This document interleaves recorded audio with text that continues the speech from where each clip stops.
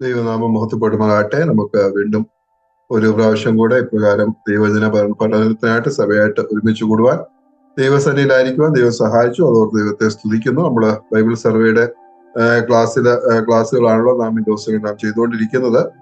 ആ നിലയിൽ നാം ബൈബിൾ സർവേയില് നാം നാഹൂം പ്രവചനം വരെയാണ് നാം ചിന്തിച്ചത്. ഇന്ന് അതിനുശേഷം ഹബക്കൂക്കിന്റെ പുസ്തകത്തിലേക്ക് നമുക്ക് വരാം. ഹബക്കൂക്കിന്റെ പ്രവചനത്തിൽ നിന്ന് ഒരുമിച്ച് ചില കാര്യങ്ങൾ ചിന്തിക്കാമെന്നാണ് ആഗ്രഹിക്കുന്നത്. ഇത് വളരെ ചെറിയൊരു പുസ്തകമാണ്. 3 അധ്യായം മാത്രമുള്ള ചെറിയൊരു പുസ്തകമാണ് ഈ ഹബക്കൂക്കിന്റെ പ്രവചനം. 3 അധ്യായവും 56 വാക്യങ്ങളും മാത്രമുള്ള ഒരു പുസ്തകമായിട്ടാണ് ഈ പുസ്തകം ഇരിക്കുന്നത്. എല്ലാ പ്രവചന പുസ്തകങ്ങളുടെയും പോലെ തന്നെ ഈ പുസ്തകവും ഇതിന്റെ എഴുത്തുകാരനായ ഹബക്കൂക്ക് പ്രവാചകന്റെ പേരിലാണ് ഈ പുസ്തകവും അറിയപ്പെടുന്നത്. ഹബക്കൂക്ക് പ്രവാചകൻ ആണ് ഈ പുസ്തകം എഴുതിയത്. ഹബക്കൂക്ക് പ്രവാചകനെയാണ് നമുക്ക് ഈ പുസ്തകത്തിൽ കാണാനായിട്ട് സാധിക്കുന്നത്. ഹബക്കൂക്ക് എന്നുള്ള വാക്കിന്റെ അർത്ഥം ആലിംഗനം അല്ലെങ്കിൽ പറ്റിപ്പിടിക്കുക അല്ലെങ്കിൽ ആലിംഗനം എന്നുള്ള അർത്ഥമാണ് ഹബക്കൂക്ക് എന്നുള്ള ആ വാക്കിന് ഉള്ളത്. അത് മാത്രമല്ല, ഈ പുസ്തകത്തിന് വെളിയില് നമ്മള് ഈ പ്രവാചകനെ കുറിച്ച്, ഹബക്കൂക്ക് പ്രവാചകനെ കുറിച്ച് യാതൊരു കാര്യവും നാം കാണുന്നില്ല. അതുകൊണ്ട് ഈ പ്രവാചകനെ കുറിച്ച് നമുക്ക് അധികം ഒന്നും മനസ്സിലാക്കാനായിട്ട് നമുക്ക് കഴിയുകയില്ല. എന്നാൽ ഈ പുസ്തകം നാം വായിക്കുമ്പോൾ നമുക്ക് മനസ്സിലാക്കാൻ സാധിക്കുന്നത് ഹബക്കൂക്ക് ഒരു പ്രവാചകനായിരുന്നു. ആ സമയത്ത് അവിടെ ഉണ്ടായിരുന്ന ഒരു പ്രവാചകനായിരുന്നു ഹബക്കൂക്ക് എന്ന് നമുക്ക് മനസ്സിലാക്കാനായിട്ട് സാധിക്കും. 1-ാം അധ്യായം 1-ാം വാക്യം തുടങ്ങുന്നതിന് ഇപ്രകാരമാണ്: ഹബക്കൂക്ക് പ്രവാചകൻ ദർശിച്ച പ്രവാചകൻ. അപ്പോൾ ഹബക്കൂക്ക് ഒരു പ്രവാചകനായിരുന്നു, എല്ലാവരും അറിയപ്പെട്ട ഒരു പ്രവാചകനായിരുന്നു ഹബക്കൂക്ക് എന്ന് നമുക്ക് മനസ്സിലാക്കാനായിട്ട് സാധിക്കും. അത് മാത്രമല്ല, ഈ ഹബക്കൂക്ക് പ്രവാചകൻ മാത്രമായിരുന്നില്ല, താൻ ഒരു സംഗീതജ്ഞൻ കൂടിയായിരുന്നു.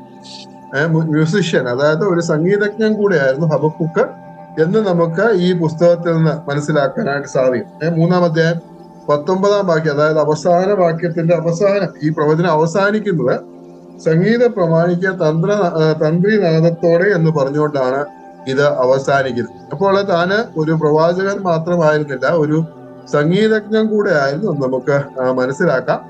അത് മാത്രമല്ല, ഈ പുസ്തകത്തിന്റെ എഴുത്ത് ശൈലി എന്ന് പറയുന്നത് ഒരു കവിതയുടെ രൂപത്തിലാണ് ഈ പുസ്തകം എഴുതിയിരിക്കുന്നത് എന്ന് നമുക്ക് മനസ്സിലാക്കാം. അതായത് ഈ പുസ്തകത്തിലെ പ്രവാചകനും ദൈവവും തമ്മിലുള്ള സംഭാഷണം, 2 സംഭാഷണങ്ങളും അതിനുശേഷം അവസാനം പ്രവാചകന്റെ ഒരു സ്തോത്രഗീതവും, ആ നിലയിൽ 3 ഗീതങ്ങളായിട്ടാണ് നമുക്ക് പ്രധാനമായിട്ട് ഈ പ്രവചനത്തിൽ നമുക്ക് കാണാനായിട്ട് സാധിക്കുന്നത്. അതുകൊണ്ട് ഒരു കവിതയുടെ രൂപത്തിലാണ് നമുക്ക് ഈ പുസ്തകം നാം കാണുന്നത്. അതുകൊണ്ടാണ് ഇവിടെ ആ നിലയിൽ സംഗീത പ്രമാണിക്ക തന്ത്രിനാഥം എന്ന് പറഞ്ഞാൽ അവസാനിക്കുകയും, അത് മാത്രമല്ല സങ്കീർത്തനത്തിൽ നാം കാണുന്ന സേല എന്നുള്ള വാക്ക് നമുക്ക് ഈ പുസ്തകത്തിൽ നമുക്ക് കാണാനായിട്ട് സാധിക്കും. 3-ാം അധ്യായം 13-ാം വാക്യത്തിന് അവസാനം സേല എന്ന് കൊടുത്തിരിക്കും നമുക്ക് കാണാൻ സാധിക്കും. അപ്പോൾ ഇതെല്ലാം നമുക്ക് മനസ്സിലാക്കാനായിട്ട് സാധിക്കുന്ന ഒരു കവിതയുടെ രൂപത്തിലാണ്, അല്ലെങ്കിൽ ഒരു കവിതയായിട്ടാണ് ഇത് എഴുതിയത് നമുക്ക് ആ നിലയിൽ മനസ്സിലാക്കാനായിട്ട് സാധിക്കും. അത് മാത്രമല്ല, ഹബക്കൂക്കിനെ ആധുനിക നവീകരണത്തിന്റെ പിതാമഹൻ എന്ന് വിളിക്കപ്പെടാറുണ്ട്. ആധുനിക നവീകരണത്തിന്റെ പിതാമഹൻ എന്ന് ഹബക്കൂക്കിനെ കുറിച്ച് നാം അറിയുന്നുണ്ട്.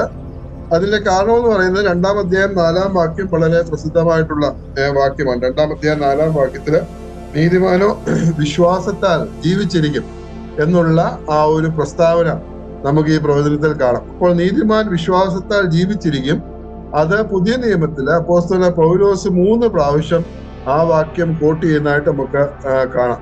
റോമാലേഖനം 1-ാം അധ്യായം 17-ാം വാക്യം, ഗലാത്യ ലേഖനം 3-ാം അധ്യായം 11-ാം വാക്യം, അതുപോലെ എബ്രായ ലേഖനം 10-ാം അധ്യായം 38-ാം വാക്യം. ആ 3 വാക്യങ്ങൾ നമുക്ക് ഒന്ന് വായിക്കാം. ഈ 3 സ്ഥലങ്ങളിലും പൗലോസ് ഇവിടെ ഈ വാക്യമാണ് ഉദ്ധരിച്ചിരിക്കുന്നത്: നീതിമാൻ വിശ്വാസത്താൽ ജീവിക്കും. റോമാലേഖനം 1-ാം അധ്യായം 17-ാം വാക്യം, ആദ്യമായിട്ട് റോമർ 1:17, അതുപോലെ ഗലാത്യർ 3:11, എബ്രായർ 10:38, റോമർ 1:17. അതിൽ ദൈവത്തിന്റെ നീതി വിശ്വാസം ഹേതുവായും വിശ്വാസത്തിനായി കൊണ്ടും വെളിപ്പെടുന്നു. നീതിമാൻ വിശ്വാസത്താൽ ജീവിക്കും എന്ന് എഴുതിയിരിക്കുന്നുവല്ലോ. നീതിമാൻ വിശ്വാസത്താൽ ജീവിക്കും. അതുപോലെ ഗലാത്യലേഖനം 3-ാം അധ്യായം 11-ാം വാക്യം. ഗലാത്യലേഖനം 3-ാം അധ്യായം 11-ാം വാക്യം.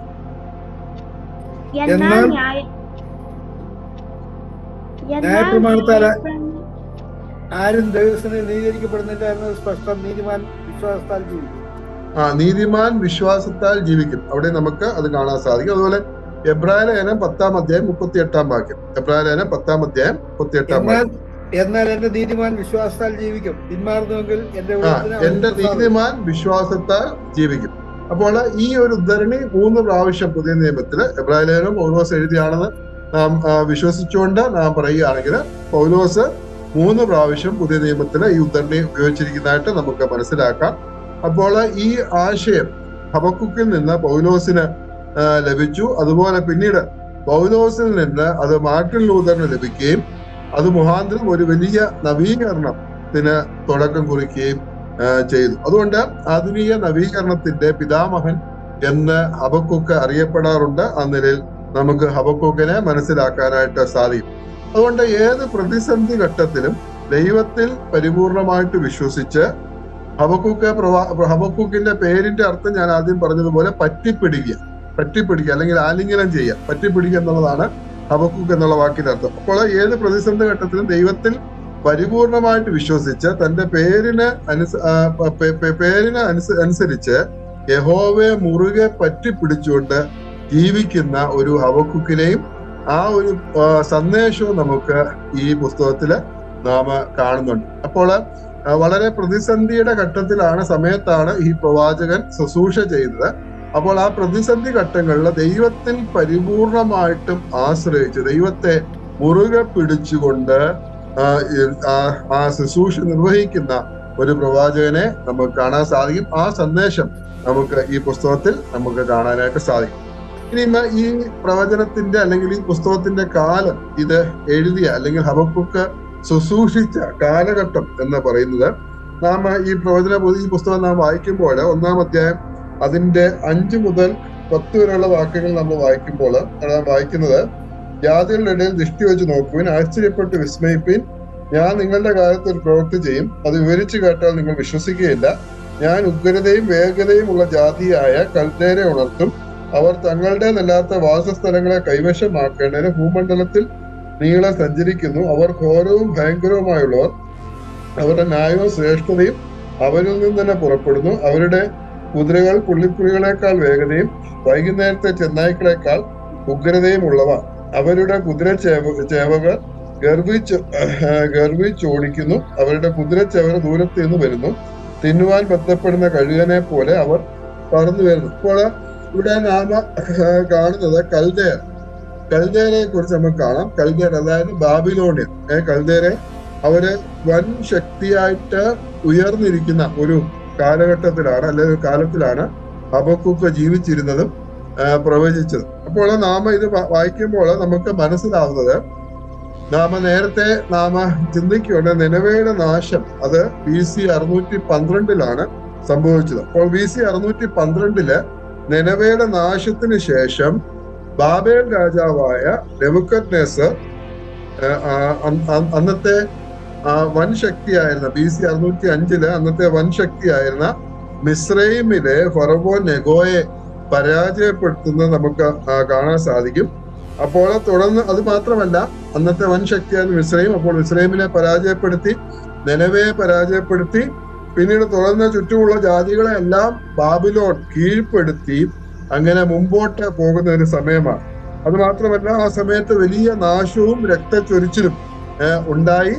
അപ്പോൾ ആ ബാബിലോൺ എല്ലാ ദേശങ്ങളെയും പിടിച്ചടക്കിക്കൊണ്ട് അവര് മുന്നേറിക്കൊണ്ടിരിക്കുക. അപ്പോൾ അവരുടെ ആ കാര്യമാണ് നമ്മൾ ഇവിടെ വായിച്ചത്.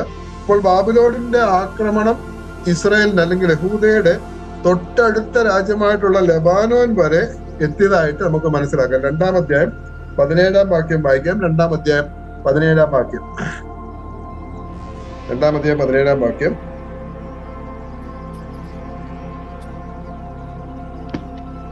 മനുഷ്യരുടെ രക്തവും ദേശത്തോടും നഗരത്തോടും അതിന്റെ സകല നിവാസികളോടും ചെയ്ത സാഹസവും ഹേതുവായി ലബാനോനോടും ചെയ്ത ദ്രോഹവും മൃഗങ്ങളെ പേടിപ്പിച്ച സംഹാരവും നിന്നെ മൂടും. അപ്പോൾ അവരുടെ ബാബിലോണിന്റെ ആക്രമണം അത് ലബാനോൻ വരെ, ലബാനോൻ എന്ന് പറഞ്ഞാൽ യഹൂദയോട് തൊട്ട് അടുത്ത് കിടക്കുന്ന രാജ്യമാണ്. അപ്പോൾ ലബാനോൻ വരെ അവരുടെ ആക്രമണം എത്തി. ഇനി അടുത്തതായിട്ട് യഹൂദയാണ് ആക്രമിക്കാനായിട്ടുള്ളത്. യഹൂദയും ഭീഷണിയുടെ വക്കിലാണ് നിൽക്കുന്നത്. അപ്പോൾ ഇതിന്റെ എല്ലാ അടിസ്ഥാനത്തിൽ നമുക്ക് മനസ്സിലാക്കാനായിട്ട് സാധിക്കുന്നത്, അപ്പോൾ ഇതിന്റെ എല്ലാ അടിസ്ഥാനത്തിൽ മിസ്രൈമിനെതിരെയുള്ള കർക്കമീഷ് യുദ്ധം, അതായത് ഫറവോൻ നെഗോയെ പരാജയപ്പെടുത്തിയ യുദ്ധം. അപ്പോൾ കർക്കമീഷ് യുദ്ധത്തിന് ശേഷവും അതുപോലെ ബാബിലോൺ യഹൂദയെ ആക്രമിക്കുന്നതിന് മുമ്പും ഉള്ള സമയത്ത്, അതായത് യഹൂദ രാജാവായ യഹോയാക്കീമിന്റെ സമയത്ത് ആണ് ഹബക്കൂക്ക് തന്റെ ശുശ്രൂഷ നടത്തിയത് എന്ന് നമുക്ക് മനസ്സിലാക്കാനായിട്ട് വിശ്വസിക്കുവാനായിട്ട് സാധിക്കും.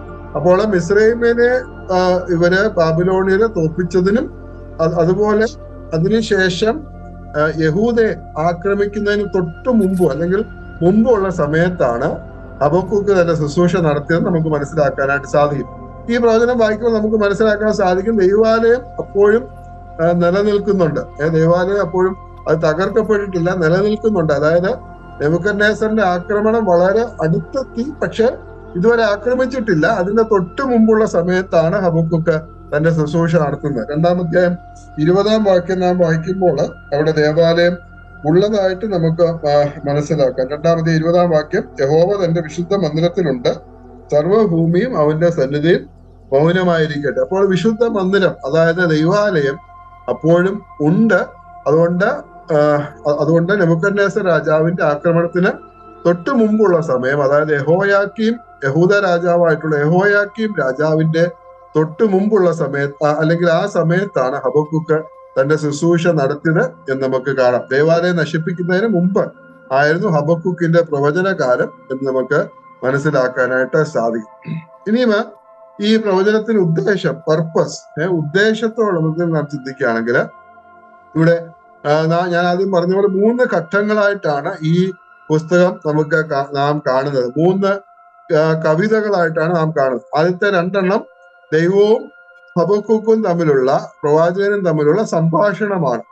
ദൈവത്തോട് ഹബക്കൂക്ക് ആവലാതി പറയുകയും ദൈവം അതിന് മറുപടി കൊടുക്കുകയും ചെയ്യുന്ന, അങ്ങനെ ആദ്യത്തെ 2 സംഭാഷണവും.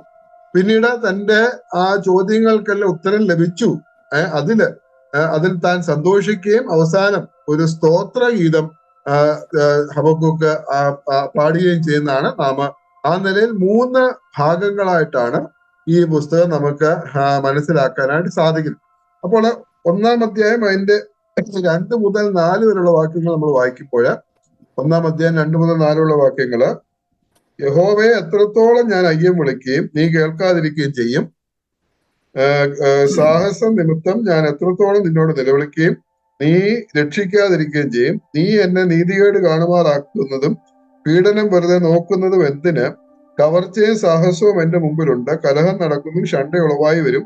അതുകൊണ്ട് ന്യായപ്രമാണം അയഞ്ഞിരിക്കുന്നു, ന്യായം ഒരു നാളും വെളിപ്പെട്ടു വരുന്നില്ല. ദുഷ്ടൻ നീതിമാനെ വളഞ്ഞിരിക്കുന്നു, അതുകൊണ്ട് ന്യായം വക്രതയായി വെളിപ്പെട്ടു വരുന്നു. അപ്പോൾ 1-ാമത്തെ പ്രവാചകന്റെ ആവലാതി എന്ന് പറയുന്നത് ദുഷ്ടന്മാർ, അതായത് ഇസ്രായേൽ ജനത്തിന്റെ ഇടയിൽ, അതായത് യഹൂദരുടെ ഇടയിൽ ദുഷ്ടന്മാർ അവര് കവർച്ചയും സാഹസവും അവര് നടത്തുകയും നീതിമാനെ അകാരണമായിട്ട് പീഡിപ്പിക്കുകയും ചെയ്തു.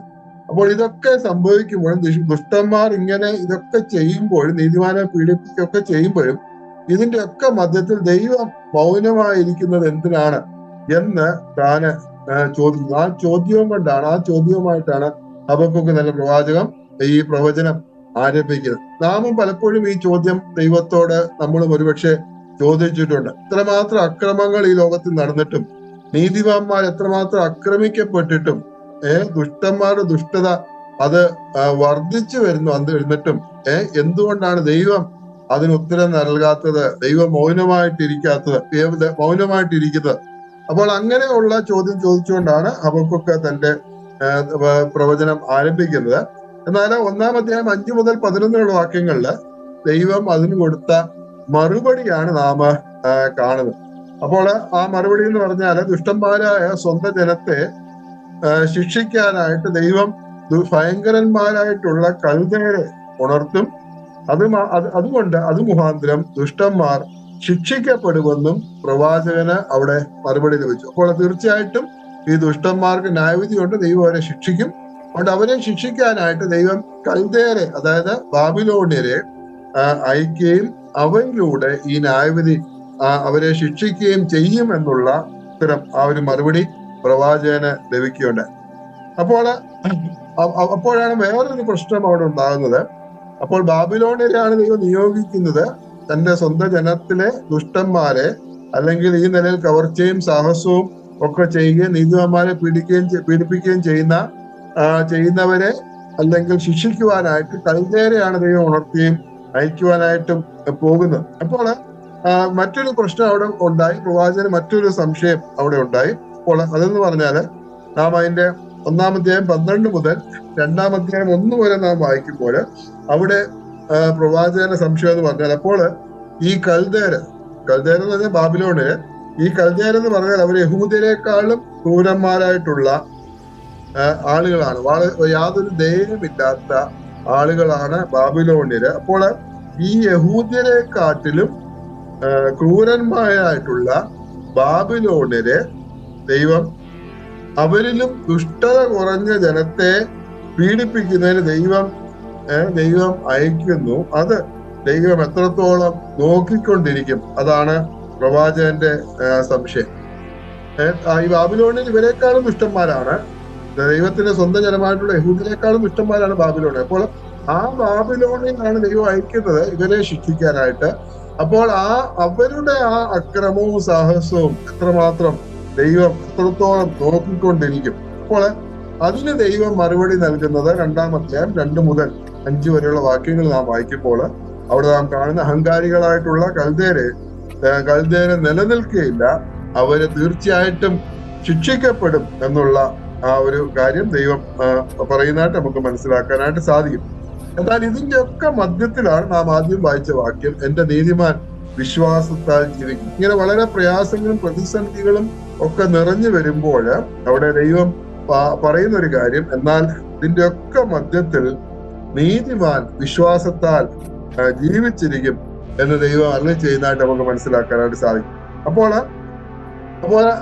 തന്റെ പ്രവാചകന് തന്റെ ആ പ്രശ്നത്തിലുള്ള അല്ലെങ്കിൽ തന്റെ ചോദ്യങ്ങൾക്കുള്ള മറുപടി അവിടെ ലഭിച്ചു.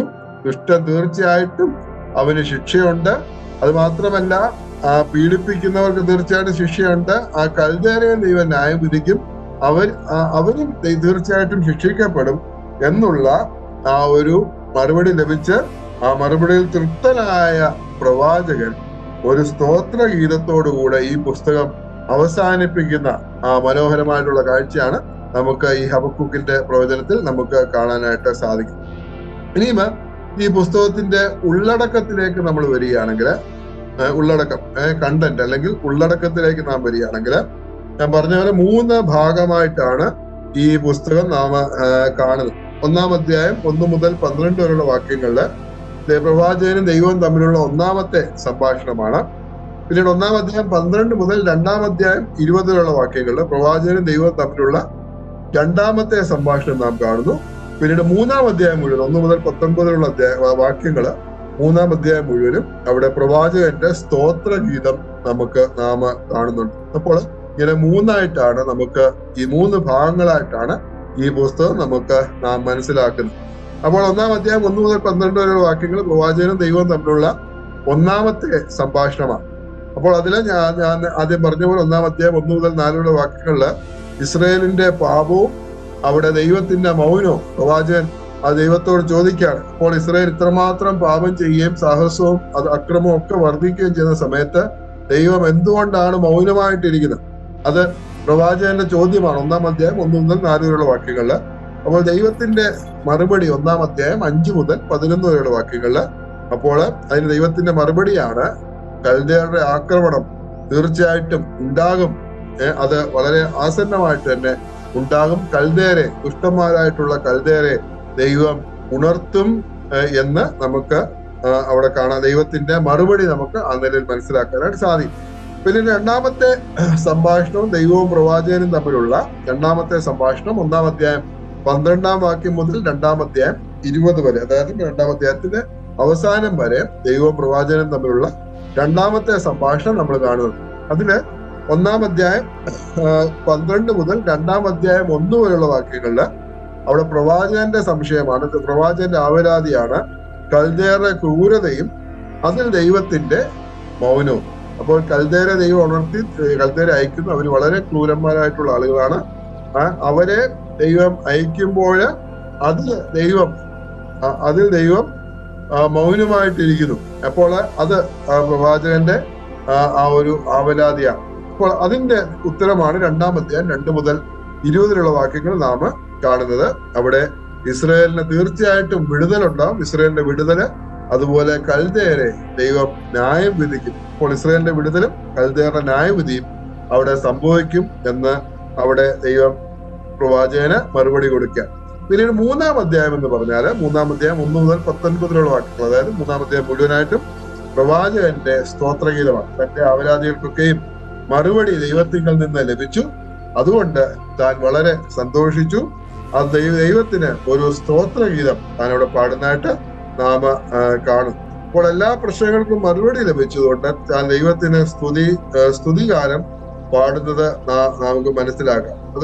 അത് മാത്രമല്ല ദൈവത്തിൽ പരിപൂർണമായിട്ടും ശരണപ്പെട്ടുകൊണ്ടാണ് ഈ പുസ്തകം താൻ അവസാനിപ്പിക്കുന്നത്. എന്തെല്ലാം സംഭവിച്ചാലും അതിന്റെ മധ്യത്തിൽ ഞാൻ പരിപൂർണമായിട്ടും ദൈവത്തിൽ ആശ്രയിക്കുമെന്ന് പറഞ്ഞുകൊണ്ട് ആ ഒരു സന്ദേശത്തോടുകൂടെ താൻ അവസാനിപ്പിക്കും നമുക്ക് കാണാൻ സാധിക്കും. അതിന്റെ 17 മുതൽ 19 വാക്യങ്ങളിൽ നാം വായിക്കുന്നത്, 3-ാം അധ്യായം 17 മുതൽ 19 വാക്യങ്ങൾ, അതിന്റെ അവസാനം നാം വായിക്കുന്നത്, അത്യവർഷം തളർക്കുകയില്ല, മുന്തിരിവള്ളിയിൽ അനുഭവം ഉണ്ടാകുകയില്ല, ഒലിവ് മരത്തിന്റെ പ്രയത്നം നിഷ്ഫലമായി പോകും, നിലങ്ങൾ ആഹാരം വിളയിക്കുകയില്ല, ആട്ടിൻകൂട്ടം തൊഴുത്തിൽ നിന്ന് നശിച്ചു പോകും, ഗോശാലകളിൽ കന്നുകാലി ഉണ്ടായിരിക്കുകയില്ല, എങ്കിലും ഞാൻ യഹോവയിൽ ആനന്ദിക്കും, എന്റെ രക്ഷയുടെ ദൈവത്തിൽ ഘോഷിച്ചുല്ലസിക്കും. യഹോവയായ കർത്താവ് എന്റെ ബലമാകുന്നു, അവൻ എന്റെ കാൽ പേടമാൻ കാലുപോലെ ആക്കുന്നു, ഉന്നതികളിൽ മേൽ എന്നെ നടക്കുമാറാക്കുന്നു. സംഗീത പ്രമാണിക്ക് തന്ത്രിനാഥത്തോട് എന്ന് പറഞ്ഞുകൊണ്ട് ഇത് അവസാനിപ്പിക്കുന്ന ആ കാഴ്ച നമുക്ക് ആ നിലയിൽ മനസ്സിലാക്കാനായിട്ട് സാധിക്കും.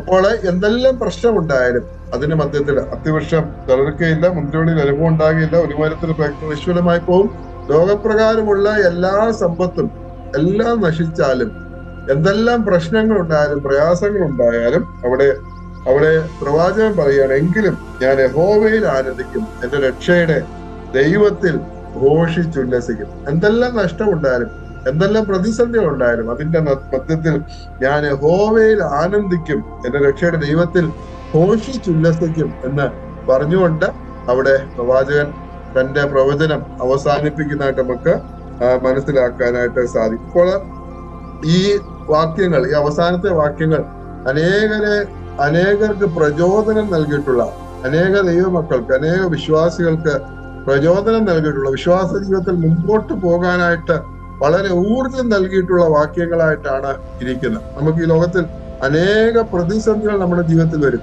രോഗങ്ങളും പ്രശ്നങ്ങളും പ്രതിസന്ധികളും എതിർപ്പുകളും നിന്ദകളും പഴികളും ഒക്കെ ഉണ്ടാകാനായിട്ട് ഇടയായിട്ട് തരും. ആ ഭൗതികമായിട്ടുള്ള കാര്യങ്ങളൊക്കെ നഷ്ടപ്പെടുന്ന അവസ്ഥയും ഉണ്ടായി എന്ന് വന്നേക്കാം. അതിനാൽ അതിന്റെ ഒക്കെ മധ്യത്തിൽ ദൈവം തരുന്ന ആ സന്തോഷം നമുക്ക് യഥാർത്ഥമായിട്ടും അനുഭവിച്ച് മുമ്പോട്ട് പോകാനായിട്ട് നമുക്ക് സാധിക്കും. അപ്പോൾ ലോകപ്രകാരമുള്ള എല്ലാം നശിച്ചാലും ലോകത്തിൽ നമുക്ക് ആ നിലയിൽ നമുക്ക് ആശ്രയിക്കുവാനായിട്ട് ശരണപ്പെടാനായിട്ട് ഒന്നുമില്ലെങ്കിലും അതിന്റെ മധ്യത്തിൽ നമുക്ക് ദൈവത്തിൽ സന്തോഷിക്കുവാനായിട്ട് നമുക്ക് സാധിക്കും. അതാണ് നമ്മുടെ ദൈവമക്കളുടെ പ്രത്യേകത എന്ന് പറയുന്നത്. അപ്പോൾ എല്ലാം നശിച്ചാലും എല്ലാം ഇല്ലാതെയായാലും അതിന്റെ മധ്യത്തിലും നമുക്ക് യഥാർത്ഥ വിശ്വാസിക്ക് സന്തോഷിക്കുവാനായിട്ട്, ആ യഥാർത്ഥ ആനന്ദം അനുഭവിക്കുവാനായിട്ട് ഇടയായിട്ട് തരും. അപ്പോൾ അതാണ് ദൈവത്തിൽ നിന്ന് നമുക്ക് ലഭിക്കുന്ന യഥാർത്ഥ സന്തോഷം. എം.ഇ. ചെറിയ സാർ എഴുതിയ ഒരു പാട്ടുണ്ട്, ആശ്രയം യേശുവിൽ എന്നതിനാൽ ഭാഗ്യവാൻ ഞാൻ. അതിന്റെ അവസാനത്തെ ലൈൻ എന്ന് പറഞ്ഞാല് ലൈൻ ഇപ്രകാരമാണ്: തീരാത്ത സന്തോഷം ക്രിസ്തുവിലുണ്ടെന്നാൽ തോരാത്ത കണ്ണീരെ മണ്ണിലുള്ളൂ. അത് എനിക്കും വളരെ സന്തോഷം നൽകിയിട്ടുള്ള വരികളാണത്. അതായത് നാം ഇത് രണ്ടും നമുക്കൊരിക്കലും ഇത് തമ്മിലുള്ള ബന്ധം നമുക്ക് മനസ്സിലാകത്തില്ല. ക്രിസ്തുവിൽ തീരാത്ത സന്തോഷം, എന്നാൽ ലോകത്തിൽ നോക്കുകയാണെങ്കിൽ തോരാത്ത കണ്ണുനീര്. അപ്പോൾ ഇതിന്റെ രണ്ടിന്റെയും ഉള്ള ഒരു കൂടിച്ചേരലാണ് യഥാർത്ഥത്തിൽ ക്രിസ്തീയ ജീവിതം എന്ന് പറഞ്ഞ. ലോകപ്രകാരം നോക്കുകയാണെങ്കിൽ നമുക്കൊന്നും പുകഴുവാനായിട്ടില്ല. പ്രതിസന്ധികളും പ്രശ്നങ്ങളും നിരാശകളും മാത്രമേ നമുക്കുള്ളൂ. തോരാത്ത കണ്ണീരാണ് ലോകത്തിലുള്ളത്.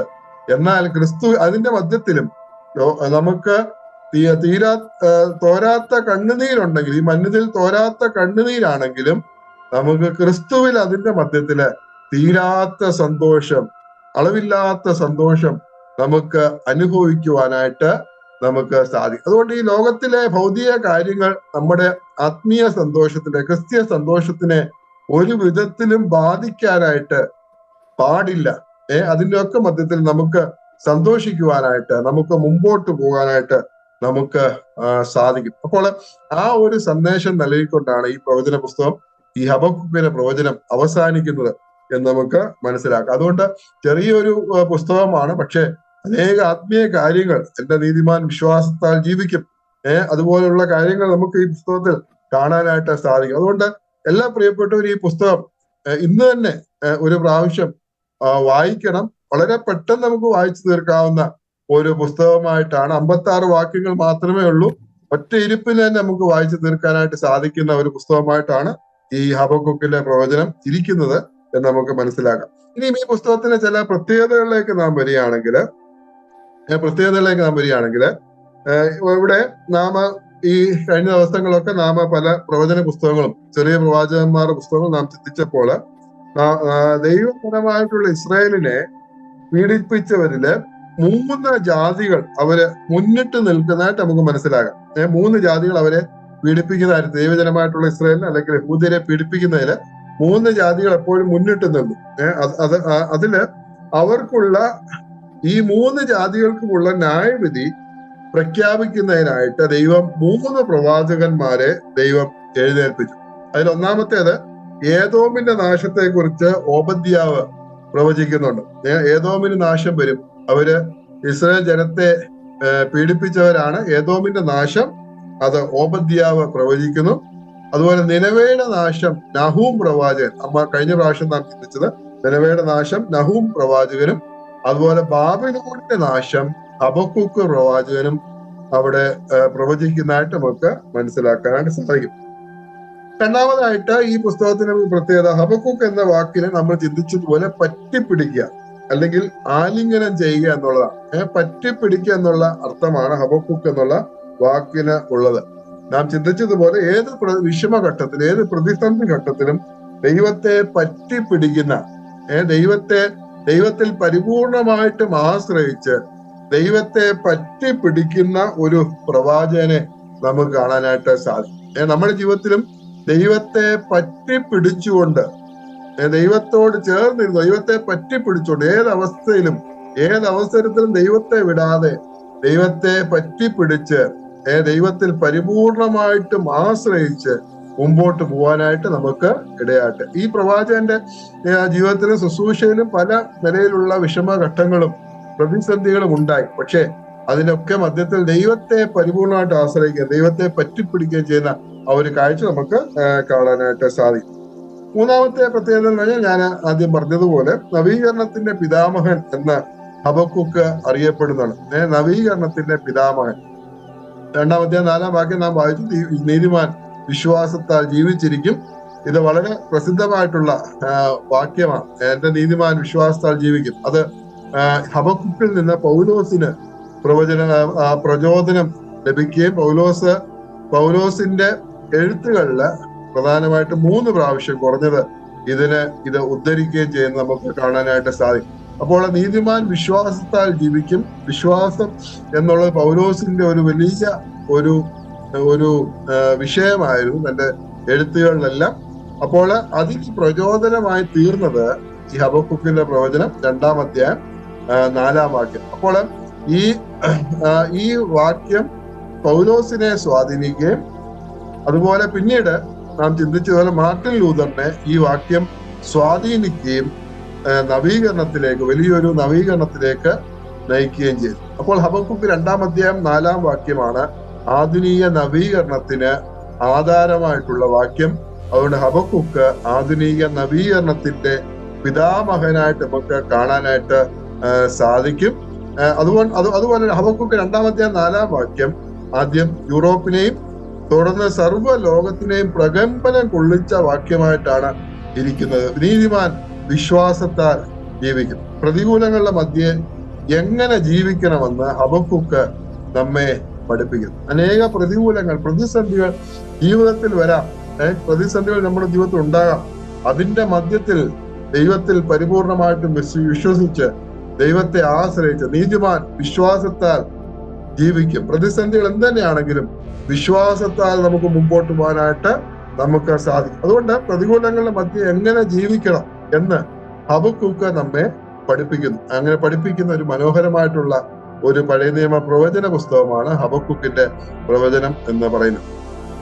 4-മതായിട്ട് ഈ പുസ്തകത്തിന്റെ പ്രത്യേകത എന്ന് പറഞ്ഞാല് ഇത് 1947 കണ്ടെടുത്ത ചാവുകടൽ ചുരുളുകളുടെ കൂട്ടത്തിൽ ഹബക്കൂക്ക് പ്രവചനത്തിന്റെ ഒരു കമന്ററിയും ഉണ്ടായിരുന്നു. അപ്പോൾ ആ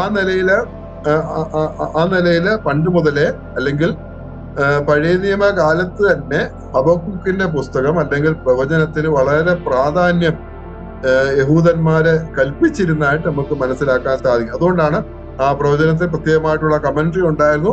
ആ നിലയിൽ എല്ലാവരും പഠിക്കുകയും അതുപോലെ ചിന്തിക്കുകയും ചെയ്യുന്ന ഒരു പുസ്തകമായി, ചെറിയ പുസ്തകമായിരുന്നെങ്കിലും വളരെ പ്രാധാന്യതയുള്ള ഒരു പുസ്തകമായിരുന്നു ഹബക്കൂക്കിന്റെ പ്രവചനം എന്ന് നമുക്ക് മനസ്സിലാക്കാം. ഇനി പ്രധാന വാക്യങ്ങൾ എന്ന് പറയുന്നത്, കീ വേഴ്സസ് എന്ന് പറയുന്നത് ഇതിനോടകം നാം ചിന്തിച്ചതാണ് ഈ 2 വാക്യങ്ങൾ. 2-ാം അധ്യായം 4-ാം വാക്യം, എന്റെ നീതിമാൻ വിശ്വാസത്താൽ ജീവിക്കും. നീതിമാൻ വിശ്വാസത്താൽ ജീവിച്ചിരിക്കും. അത് ഇതിലെ ഒരു പ്രധാന വാക്യമാണ്. അതുപോലെ 3-ാം അധ്യായം 17-ഉം 18-ഉം വാക്യങ്ങളിൽ നാം വായിച്ചാണ്. ഒരു പ്രാവശ്യം കൂടെ നാം വായിക്കാം. അത്തിവൃക്ഷം തളർക്കുകയില്ല, മുന്തിരിവള്ളിയിൽ അനുഭവം ഉണ്ടാകുകയില്ല, ഒലിവ് മരത്തിന്റെ പ്രയത്നം നിഷ്ഫലമായി പോകും, നിലങ്ങൾ ആഹാരം വിളയിക്കുകയില്ല, ആട്ടിൻകൂട്ടം തൊഴുത്തിൽ നിന്ന് നശിച്ചു പോകും, ഗോശാലകളിൽ കന്നുകാലി ഉണ്ടായിരിക്കുകയില്ല. എങ്കിലും ഞാൻ യഹോവയിൽ ആനന്ദിക്കും, എന്റെ രക്ഷയുടെ ദൈവത്തിൽ ഘോഷിച്ചുല്ലസിക്കും. എങ്കിലും, അത് വളരെ പ്രാധാന്യതയുള്ള ഒരു വാക്കാണ്. എങ്കിലും ഇതെല്ലാം ഇല്ലാതെയായാലും, ഭൗതികമായിട്ടുള്ള എല്ലാ കാര്യങ്ങളും നശിച്ചാലും, സമ്പത്ത് മുഴുവൻ ഇല്ലാതെയായാലും, എനിക്കുള്ളതെല്ലാം ഇല്ലാതെയായാലും, എങ്കിലും ഞാൻ യഹോവയിൽ ആനന്ദിക്കും, എന്റെ രക്ഷയുടെ ദൈവത്തിൽ ഘോഷിച്ചുല്ലസിക്കും. അപ്പോൾ ഇതെല്ലാം നശിച്ചാലും നമുക്ക് ദൈവത്തിൽ സന്തോഷിക്കുവാനായിട്ട്, ആനന്ദിക്കുവാനായിട്ട് നമുക്ക് ഇടയായിട്ട് തീരും. അത് ഈ പുസ്തകത്തിൽ നമുക്ക് കാണാനായിട്ടും മനസ്സിലാക്കാനായിട്ടും സാധിക്കും. ഇനി ഈ പുസ്തകത്തിലെ ക്രിസ്തുവിനെ നാം പല നിലയിൽ നമുക്ക് കാണാനായിട്ട് സാധിക്കും. അതില് 2 കാര്യങ്ങൾ മാത്രം പറയാനായിട്ട് ഞാൻ ആഗ്രഹിക്കുന്നു. 3-ാം അധ്യായം അതിന്റെ 13-ാം വാക്യത്തിൽ നമ്മൾ വായിക്കുന്നത്, നിന്റെ ജനത്തിന്റെ രക്ഷയ്ക്കായിട്ട്, നിന്റെ അഭിഷിക്തന്റെ രക്ഷയ്ക്കായിട്ട് നീ പുറപ്പെടുന്നു. അവിടെ അഭിഷിക്തൻ എന്നുള്ള വാക്ക് നമുക്ക് കാണാനായിട്ട് സാധിക്കും. അഭിഷിക്തൻ, അനോയിന്റഡ് വൺ, അഭിഷിക്തൻ. നമുക്കറിയാം അഭിഷിക്തൻ എന്ന് പറയുന്നത് നമ്മുടെ കർത്താവാണ്. കർത്താവാണ് യഥാർത്ഥ അഭിഷിക്തൻ. ആ നിലയിൽ നമുക്ക് കർത്താവിനെ ഈ പുസ്തകത്തിൽ നമുക്ക് കാണാൻ സാധിക്കും. അത് മാത്രമല്ല, രക്ഷ എന്നുള്ള വാക്ക് 3 പ്രാവശ്യം ഈ പുസ്തകത്തിൽ ഉപയോഗിച്ചിട്ടുണ്ട്. 3 പ്രാവശ്യം നാം ഈ വായിച്ച 3-ാം അധ്യായം 13-ഉം 14-ഉം വാക്യത്തില് നാം കാണുന്നുണ്ട്. 3-ാം അധ്യായം 13-ാം വാക്യത്തിൽ 2 പ്രാവശ്യം കാണുന്നുണ്ട്. അതുപോലെ 3-ാം അധ്യായം 18-ാം വാക്യത്തിലും രക്ഷ എന്നുള്ള വാക്ക് നാം കാണും. 13-ൽ നമ്മൾ വായിക്കുന്നത്, നിന്റെ ജനത്തിന്റെ രക്ഷയ്ക്കായിട്ടും നിന്റെ അഭിഷിക്തന്റെ രക്ഷയ്ക്കായിട്ടും നീ പുറപ്പെടുന്നു. അതുപോലെ 18-ാം വാക്യം, എങ്കിലും ഞാൻ യഹോവയിൽ ആനന്ദിക്കും, എന്റെ രക്ഷയുടെ ദൈവത്തിൽ ഘോഷിച്ച് ഉല്ലസിക്കും. അപ്പോൾ രക്ഷ എന്നുള്ള വാക്ക് 3 പ്രാവശ്യം ഈ പുസ്തകത്തിൽ ഉപയോഗിച്ചിട്ടുണ്ട്. യേശു എന്നുള്ള പേരിന്റെ അർത്ഥവും രക്ഷ എന്നാണ്. മത്തായിയുടെ സുവിശേഷം 1-ാം അധ്യായം 21-ാം വാക്യം നമുക്ക് അറിയാവുന്ന വാക്യമാണ്. മത്തായിയുടെ സുവിശേഷം 1-ാം അധ്യായം 21-ാം വാക്യം നമുക്ക് വായിക്കാം. 1-ാം അധ്യായം 21-ാം വാക്യം, അവൻ ഒരു മകനെ പ്രസവിക്കും, അവൻ തന്റെ ജനത്തെ അവരുടെ പാപങ്ങളിൽ നിന്ന് രക്ഷിപ്പാനിരിക്കൊണ്ട് നീ അവനെ യേശു എന്ന് പേരിടണം എന്ന് പറഞ്ഞു. അപ്പോൾ തന്റെ ജനത്തെ അവരുടെ പാപങ്ങളിൽ നിന്ന് രക്ഷിപ്പാനിരിക്കൊണ്ട് നീ അവന് യേശു എന്ന് പേരിടണം. അപ്പോൾ യേശു എന്നുള്ള വാക്കിന്റെ അർത്ഥം തന്നെ രക്ഷ എന്നുള്ളതാണ്. കർത്താവിലൂടെയാണ് രക്ഷ എന്ന് നമുക്ക് മനസ്സിലാക്കാനായിട്ട് സാധിക്കും. ആ നിലയില് എല്ലാ പ്രവചന പുസ്തകങ്ങളും ചെറിയ പ്രവാചകന്മാരുടെ പുസ്തകങ്ങളാണെങ്കിലും വലിയ പ്രവാചകന്മാരുടെ പുസ്തകങ്ങളാണെങ്കിലും എല്ലാം വളരെ പ്രാധാന്യമുള്ളതാണ്. പ്രാധാന്യത്തോടുകൂടെ നാം പഠിക്കുകയും നാം ചിന്തിക്കുകയും ചെയ്യേണ്ടുന്നതാണ്. എന്നാൽ ആ പ്രവചന പുസ്തകങ്ങളിൽ വ്യത്യസ്തമായിട്ട് നിൽക്കുന്ന ഒരു പുസ്തകമാണ്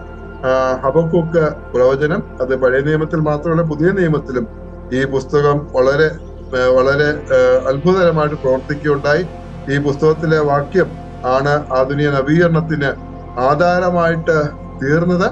അത് മാത്രമല്ല ആ നിലയിലുള്ള വളരെ പ്രത്യേകതകളുള്ള ഒരു പുസ്തകമായിട്ട് ഹബക്കൂക്കിന്റെ പ്രവചനം നമുക്ക് മനസ്സിലാക്കാനായിട്ട് സാധിക്കും. ദൈവം നമ്മെ ഓരോരുത്തരെയും സഹായിക്കട്ടെ. പ്രതിസന്ധി ഘട്ടങ്ങളിൽ ദൈവത്തിൽ പരിപൂർണമായിട്ട് ആശ്രയിക്കാനും വിശ്വാസത്തോടെ മുമ്പോട്ട് ജീവിക്കുവാനും നമുക്ക് ദൈവം നമ്മെ ഓരോരുത്തരെയും സഹായിക്കട്ടെ. അത് മാത്രമല്ല എന്തെല്ലാം ഭൗതികമായിട്ടുള്ള എന്തെല്ലാം കാര്യങ്ങൾ നഷ്ടപ്പെട്ടാലും എന്തെല്ലാം ഇല്ലാതെയായി തീർന്നാലും അതിന്റെ മധ്യത്തിൽ നമുക്ക് ദൈവത്തിൽ സന്തോഷിക്കുവാനായിട്ട് സാധിക്കും. ഭൗതിക കാര്യങ്ങൾ അല്ലെങ്കിൽ ഭൗതിക നേട്ടങ്ങളോ താഴ്ചകളോ ഒന്നും നമ്മുടെ ആത്മീയ ജീവിതത്തെ സ്വാധീനിക്കാനായിട്ട് പാടില്ല. ദൈവത്തിലുള്ള നമ്മുടെ സന്തോഷത്തെ ഇല്ലാതാക്കുവാനായിട്ട് ഇതൊന്നും കാരണമായിട്ട് തീരരുത്. നമുക്ക് ലോകപ്രകാരം ദുഃഖമാണെങ്കിലും തോരാത്ത കണ്ണുനീരാണെങ്കിലും അതിന്റെ മധ്യത്തിലും കർത്താവിൽ നമുക്ക് ആനന്ദിക്കുവാനായിട്ട് നമുക്ക് തീരാത്ത സന്തോഷം അനുഭവിക്കാനായിട്ട് നമുക്ക് ഇടയായിട്ട് തീരും. അതിന് വലിയവനെ അധികം നമ്മെ ഓരോരുത്തരെ സഹായിക്കട്ടെ. ദൈവത്തിന്റെ വലുതാമം പുറത്തുകൊടുവാനാണ്.